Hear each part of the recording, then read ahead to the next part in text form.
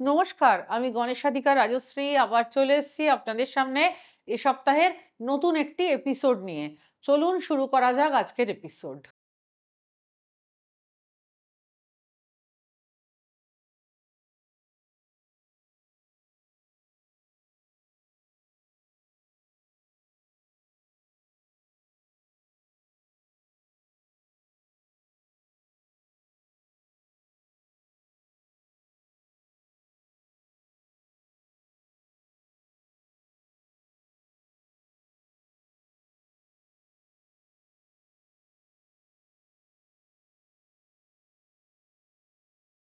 জ্যোতিষশাস্ত্রে প্রত্যেকটি গ্রহ এবং নক্ষত্ররা নিজের সময় মতো ঘর বদল করে সকল রাশির ব্যক্তিদের ওপর নানান প্রভাব ফেলে।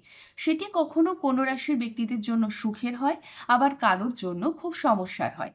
স্ব মহাপুরুষ রাজ্য অত্যন্ত শুভযোগ। যে ব্যক্তি জন্মকুণ্ডলিতে রাজযোগ থাকে সেই ব্যক্তি অত্যন্ত ধনী হয়ে থাকেন, তাদের ভাগ্য উজ্জ্বল হয়।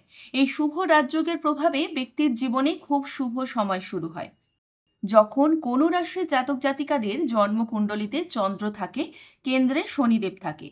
কোনো রাশিতে শনিদেব যখন প্রথম, চতুর্থ কিংবা অষ্টম স্থানে তুলা, মকর কিংবা কুম্ভ রাশিতে অবস্থান করে, তখন কিন্তু স্ব মহাপুরুষ রাজযোগ তৈরি হয়। এই শুভ রাজযোগ অত্যন্ত শুভ। এই রাজযোগের বিশেষ প্রভাব পড়ে সকলের ওপর।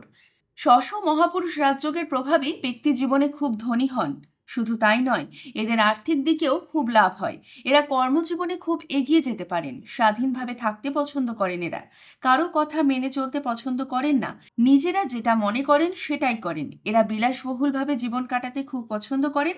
এদের ওপর শনিদেবের বিশেষ কৃপা থাকে। এই ব্যক্তিদের ভাগ্যের দ্বার সর্বদাই খোলা থাকে। তবে এরা ভীষণ পরিশ্রমী হয়ে থাকেন। আর্থিক দিক থেকে এদের খুব লাভ হয়। এরা ধনী ব্যক্তি হন। এরা অযথা কারোর সঙ্গে তর্কাতর্কিতে কখনো জড়িয়ে পড়েন না। এরা কঠোর পরিশ্রমী ব্যক্তি হয়ে থাকেন। যে রাশির ব্যক্তিদের ওপর মহাপুরুষ রাজযোগের প্রভাব থাকে সেই ব্যক্তিরা জীবনে খুব এগিয়ে যেতে পারেন।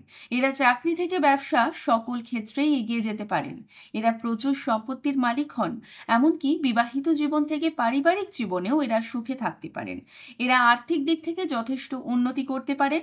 প্রেমের সম্পর্কেও ভালো থাকতে পারেন। কেমন লাগলো আজকের এপিসোড? যদি ভালো লেগে থাকে আমার ইউটিউব চ্যানেল গণেশাধিকা রাজশ্রীকে সাবস্ক্রাইব করুন এবং বেল আইকনটি প্রেস করে রাখুন, যাতে নিত্য নতুন অনুষ্ঠানের নোটিফিকেশন সবার আগে পেতে পারেন।